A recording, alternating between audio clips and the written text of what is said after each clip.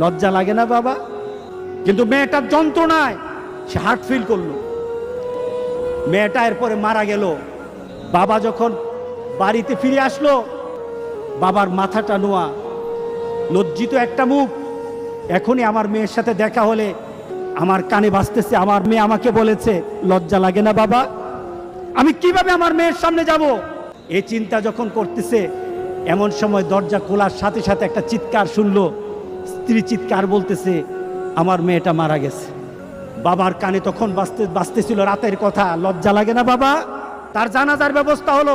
মেয়েটাকে যখন কবরের মধ্যে দাফন করে দেয়, কবরের মধ্যে রাখা অবস্থায় বাবা চিৎকার করার কথা ছিল, বাবা চিৎকার করে নাই, বাবা হেসে দিয়েছে।